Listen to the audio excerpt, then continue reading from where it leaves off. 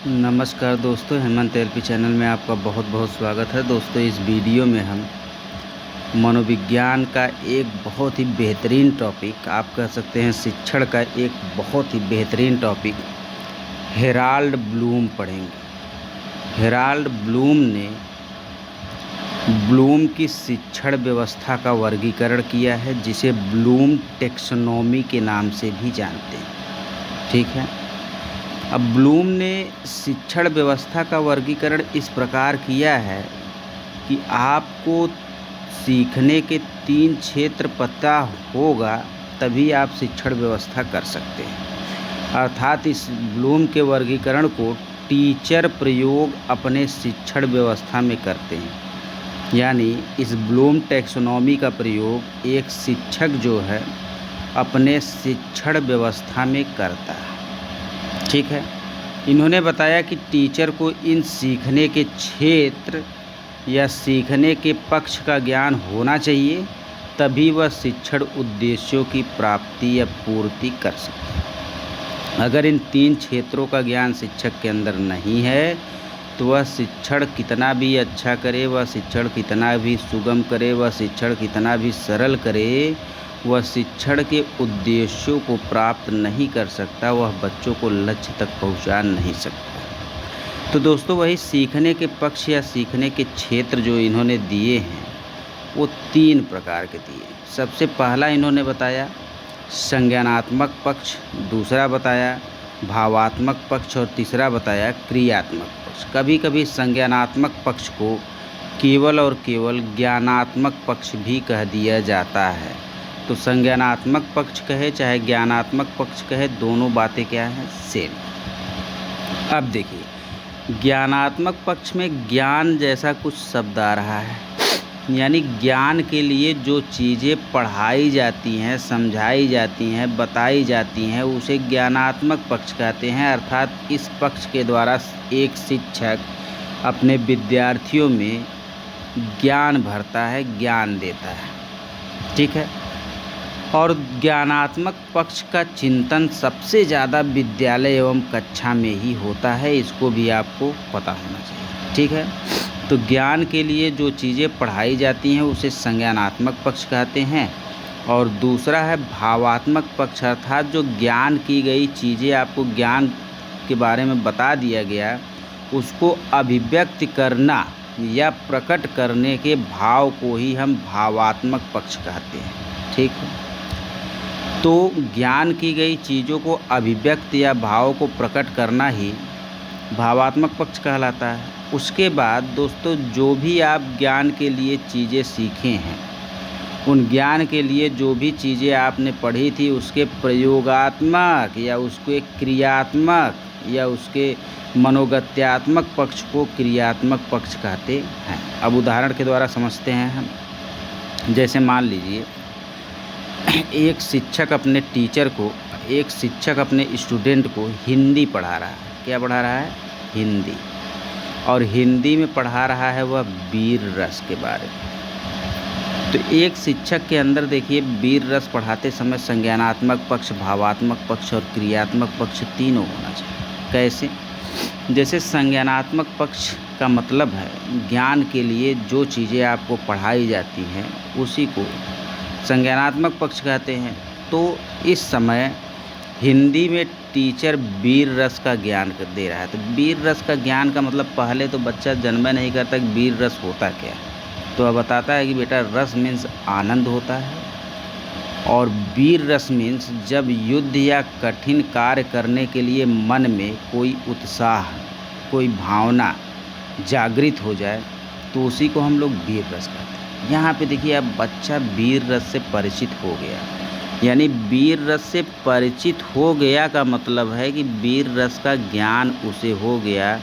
अब कोई भी कहेगा कि जब युद्ध या कठिन कार्य के लिए मन में उत्साह जागृत होता है या भावना जागृत होता है, तो तुरंत उसके दिमाग में इतना, उसके संज्ञान में ये चीज़ आ जाएगा कि भाई ये वीर रस के बारे में बताना चाह रहे हैं। ठीक है। उसके बाद देखिए दोस्तों, इसी वीर रस का भावात्मक पक्ष क्या होगा? भावात्मक या पक्ष का मतलब है कि आपके अंदर भावना, इमोशंस जागृत करना, संवेग जागृत करना। तो वीर रस को जब आप कविता के रूप में प्रकट करते हैं तो उसी को आप भावात्मक पक्ष कहते हैं। वीर तुम बढ़े चलो, धीर तुम बढ़े चलो, सिंह की दहाड़ हो या मतलब सामने पहाड़ हो या सिंह की दहाड़ हो। वीर तुम बढ़े चलो, धीर तुम बढ़े चलो, सामने पहाड़ हो या सिंह की दहाड़ हो, वीर तुम बढ़े चलो। तो यहाँ पे देखिए वीर रस को कविता के माध्यम से अपने इमोशंस को वह क्या कर रहा है, प्रकट कर रहा है। वह ज्ञान की गई चीज़ों को अभिव्यक्ति कर रहा है, भाव को प्रकट कर रहा है। तो ऐसी दशा को हम भावात्मक पक्ष कहेंगे। पहले एक शिक्षक अपने बच्चे को संज्ञानात्मक पक्ष यानी संज्ञान में उसके डालेगा कि वीर रस क्या है, यानी ज्ञान की चीज़ों को पढ़ा देगा। उसके बाद उसी को भावात्मक पक्ष या जिसे हम लोग अपने भाषा में उद्दीपन परिवर्तन का कौशल कहते हैं, शिक्षक उसी हिसाब से पढ़ाता है जिस हिसाब का टॉपिक रहता है। अब वीर रस पढ़ाते समय करुण रस की भावना नहीं होगी, वह बताएगा वीर तुम बढ़े चलो, धीर तुम बढ़े चलो, सामने पहाड़ हो या सिंह की दहाड़ हो। मतलब भावना वहाँ पे वीर रस को कविता के रूप में अभिव्यक्त करना, भावों को प्रकट करना ही भावात्मक पक्ष। उसके बाद दोस्तों यहाँ पे वीर रस के बारे में पढ़ा दिया गया, यहाँ पे भावात्मक पक्ष यानी उसे अभिव्यक्त कर दिया गया। अंत में होता है क्रियात्मक पक्ष, और क्रियात्मक पक्ष को ही हम मनोगत्यात्मक पक्ष भी कहते हैं। अब जो ज्ञान के लिए आपने जो भी चीज़ें पढ़ा है उसके प्रयोगात्मक पक्ष को ही हम क्रियात्मक पक्ष कहते हैं। यानी जैसे वीर रस को युद्ध स्थल पर प्रयोग करना, जैसे आप किसी देश से जो है मान लीजिए भारत और पाकिस्तान से युद्ध हो गया, तो अब जो है भारत के जो सैनिक हैं, भारत के जो स्टूडेंट हैं, वो पाकिस्तान के खिलाफ कैसे जो है युद्ध स्थल पर अपने वीर रस को जोश के साथ, उस उत्साह के साथ प्रकट करेंगे, मार करेंगे, युद्ध करेंगे, उसी को आप क्रियात्मक पक्ष कहते हैं। अब एक दूसरा उदाहरण देखते हैं संज्ञानात्मक पक्ष में। देखिए जैसे मान लीजिए कोई कोच जो है, मान लीजिए कोई कोच है और कोई क्रिकेटर है, कोच से क्रिकेट सीख रहा है। तो जब कोच क्रिकेटर को क्रिकेट सिखाता है तो सबसे पहले उसे संज्ञानात्मक पक्ष के बारे में बताता है, यानी संज्ञान में उसके डालता है कि भाई इधर से अगर इधर ड्राइव करोगे तो कवर ड्राइव होगा, इधर भी कवर ड्राइव होगा, इधर आप साइड होता है, इधर लेग साइड होता है, इधर अगर ड्राइव करोगे तो स्लिप होता है, ऊपर से अगर कर दिए तो अपर कट होता है। ठीक है, ऑन ड्राइव हो गया, ये ऑन ड्राइव हो गया, ये आप ड्राइव हो गया। तो इस तरीके से ये स्ट्रेट ड्राइव हो गया, कैच कैसे होता है, बोल्ड कैसे होता है, गेंद की स्पीड कैसे रहती है, स्विंग क्या होता है, हर चीज़ के बारे में पहले वह क्या करेगा, ज्ञान देगा। अर्थात ज्ञान के लिए जो चीज़ें आपको पढ़ाई या बताई जाती हैं उसी को संज्ञान कहते हैं। जब सारे चीज़ों को वह बता देगा, बताने के बाद जो है जब वह आपसे प्रैक्टिस करवाएगा, जब आपसे वह बैटिंग करवाएगा, जब आप प्रैक्टिस करेंगे तो आप कवर ड्राइव मारेंगे, लेग साइड पे मारेंगे, आप साइड में मारेंगे, ऑन साइड में मारेंगे, आप साइड में मारेंगे, स्लिप पे मारेंगे, स्ट्रेट ड्राइव मारेंगे, कवर ड्राइव मारेंगे। जब सब ये सब आप जो है अभिव्यक्त करेंगे, इसको आप दिखाएंगे कि मैं ऐसा कर ले रहा हूँ, तो उसी को भावात्मक पक्ष कहते हैं। आपको भावात्मक पक्ष जो है उसने सिखा दिया। इसके बाद जो है ज्ञान के लिए जो चीज़ें पढ़ाई थी आपको, उसका प्रयोगात्मक पक्ष करेगा। जैसे पाकिस्तान के खिलाफ तब जब वास्तव में मैच होगा तो उसे क्रियात्मक पक्ष कहेगा, क्योंकि जो आपके संज्ञान में डाली गई है, जो आपने प्रैक्टिस सेट पे जो है अभिव्यक्त किया था, अब उसको वास्तव में क्रिया करना है, प्रयोग करना है। तो इसी को आप क्रियात्मक पक्ष या मनोगत्यात्मक पक्ष कहते हैं।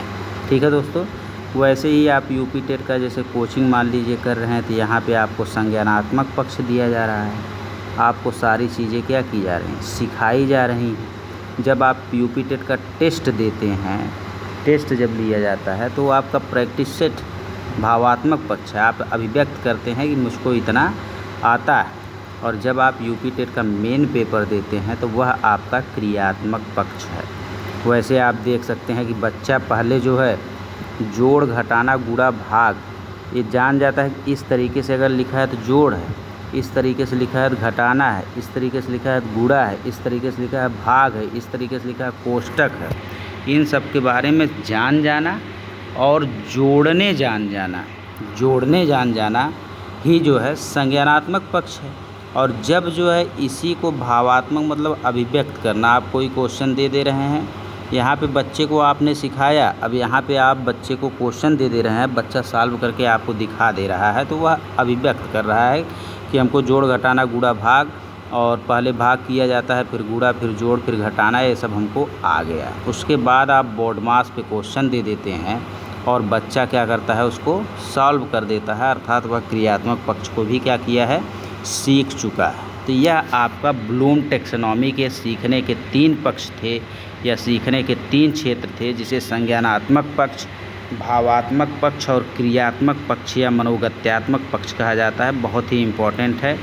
आप ये भी कहते हैं कि मूल्यांकन, सतत एवं व्यापक मूल्यांकन में एक परिभाषा आप ये भी देते हैं कि जिसे सीखने का तीनों क्षेत्र पता हो गया, समझ लीजिए कि उसका सतत और व्यापक मूल्यांकन हो सकता है। उसमें व्यापक का मतलब जो है संज्ञानात्मक पक्ष, भावात्मक पक्ष और क्रियात्मक पक्ष का मूल्यांकन करना ही व्यापक मूल्यांकन कहलाता है। जैसे चारों कौशलों का मूल्यांकन करना व्यापक मूल्यांकन कहलाता है, वैसे सेम टू सेम जो है सीखने के तीनों पक्षों का मूल्यांकन करना भी व्यापक मूल्यांकन कहलाता है। चलिए दोस्तों आगे चलते हैं। तो जो संज्ञानात्मक पक्ष है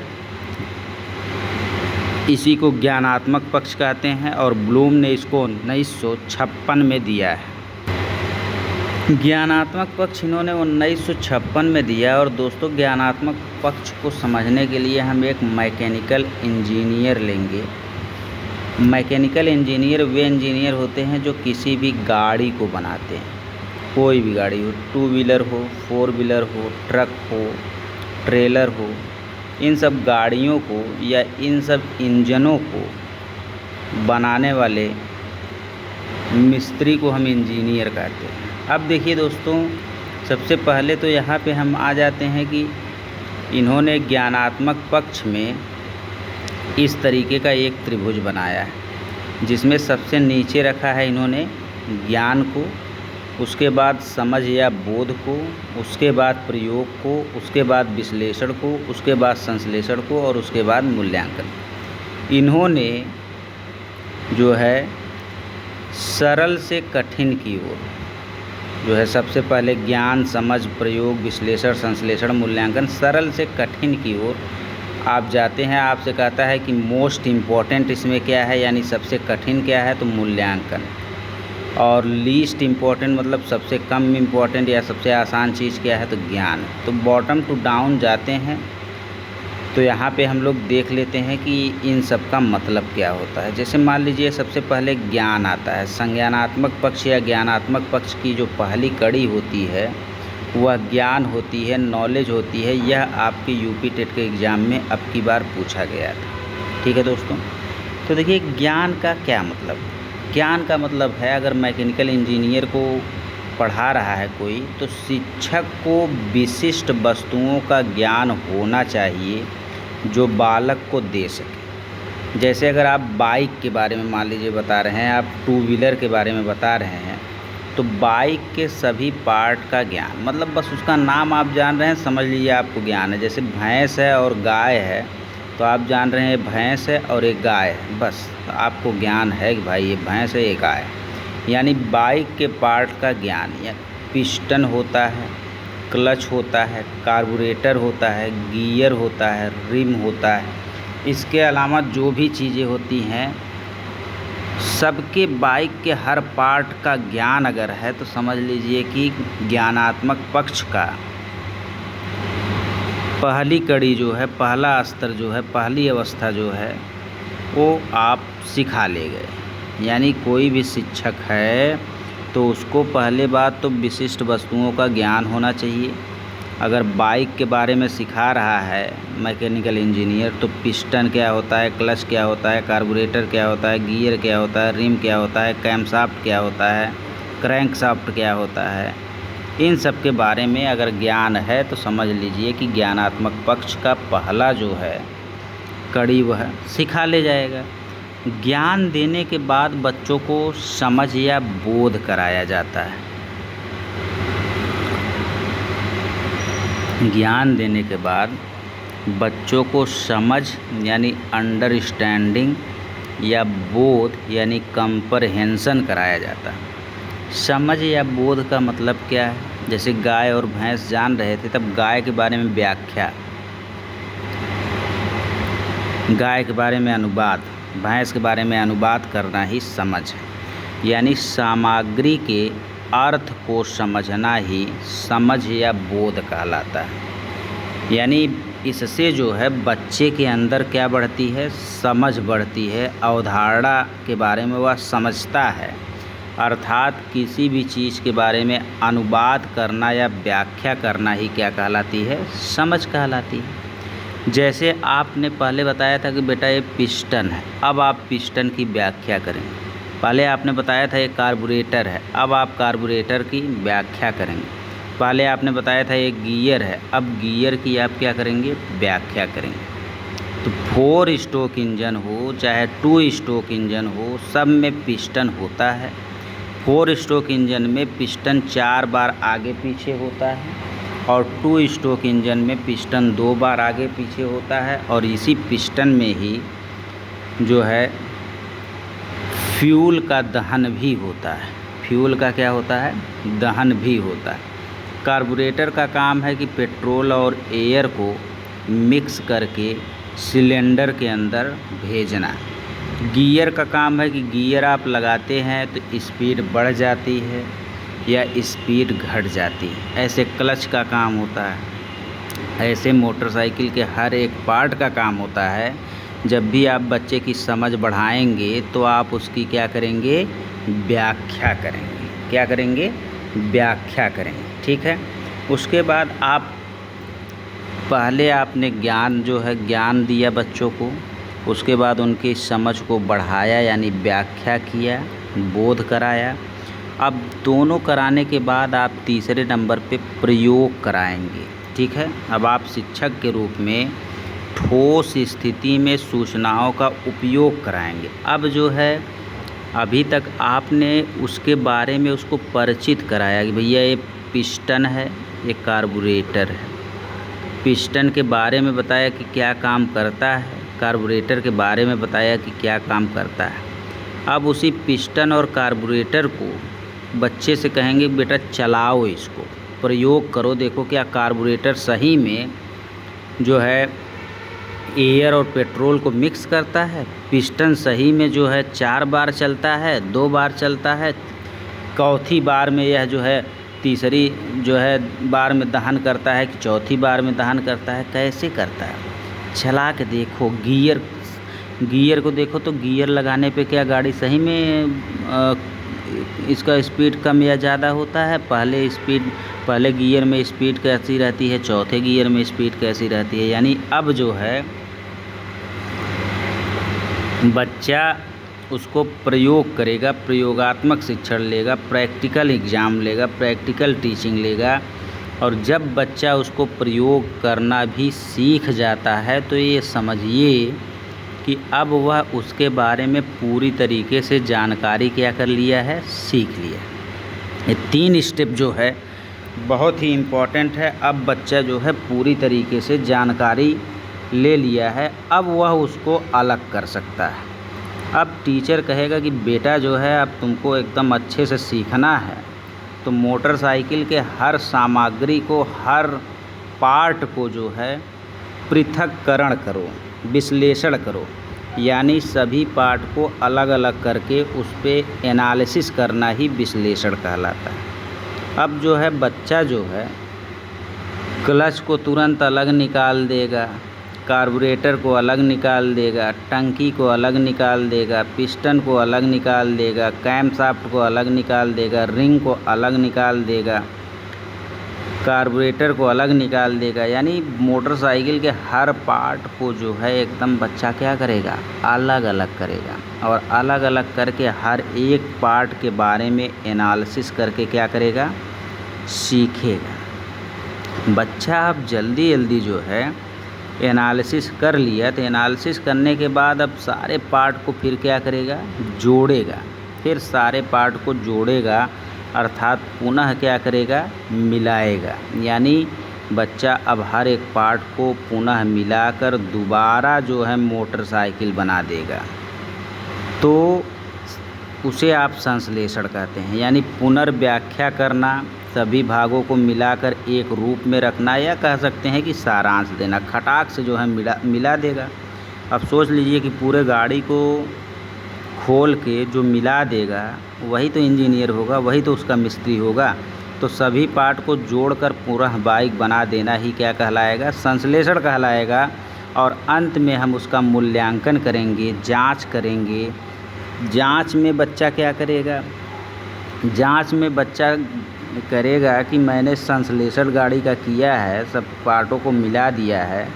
तो लास्ट में देखिए बच्चे क्या करते हैं, जांच करते हैं कि भाई क्लच सही है कि नहीं, गियर सही है कि नहीं, कार्बोरेटर सही है कि नहीं है। कुछ दूर चला के देखते हैं कि सब कुछ सही है कि नहीं है। अगर जो है सही रहता है तो निर्णय लेते हैं कि सही है, अगर गलत रहता है तो फिर थोड़ा सा उसमें कुछ करते हैं। तो मूल्यांकन का मतलब जांच करना, निष्कर्ष निकालना, या प्रश्न पूछना, या निर्णय लेना। यानी बच्चे के ज्ञान की जांच करना कि भाई कितना तक वो पहुंचा है। अर्थात बच्चा बाइक का मूल्यांकन करेगा कि ब्रेक सही है, क्लच सही है, कि हर पार्ट सही है कि नहीं सही है। उसको चला कर भी वह उसका मूल्यांकन कर सकता है। तो हमने आपको बता दिया कि सबसे पहला जो है ज्ञान है, दूसरा बोध है, और तीसरा प्रयोग है। अगर इतना जान गया तो जान लीजिए कि उस चीज़ के बारे में जान गया। उसके बाद उसको अलग अलग करेगा यानी विश्लेषण, फिर जोड़ेगा यानी संश्लेषण, और फिर मूल्यांकन करेगा यानी खुद के अंदर की कमी को वह जानेगा कि हमने सही मोटरसाइकिल बना लिया है कि नहीं बना लिया। अब दोस्तों देखिए, भावात्मक पक्ष जो आया 1964 में आया। भावात्मक पक्ष कब आया, 1964 में आया। इसमें 5 स्तर हैं। पहला है ग्रहण करना, दूसरा है अनुक्रिया करना, तीसरा है अनुमूल्यन, और चौथा है संगठन करना, और पांचवा है चरित्रकरण। और क्रियात्मक पक्ष में भी 5 हैं, अनुकरण करना, परिचालन करना, शुद्धता, संयोजन और स्वाभाविनी। तो ये 5 आपको केवल याद कर लेने हैं। इसके बाद दोस्तों हम लोग देखेंगे कुछ क्वेश्चन हैं। इन क्वेश्चनों को जल्दी जल्दी हम लोग देख लेते हैं। बच्चों के संज्ञानात्मक विकास को सबसे अच्छे तरीके से कहाँ परिभाषित किया जा सकता है। दोस्तों 4 ऑप्शन है, इसमें से आप बताइए कि कौन सा उत्तर होगा।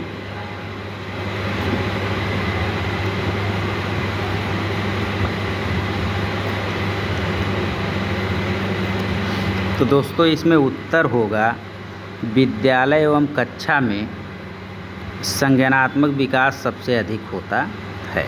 ठीक है, संज्ञान का मतलब हमने आपको कई बार बताया है कि समस्या समाधान करने में जिस तत्व का प्रयोग करते हैं वही संज्ञान है।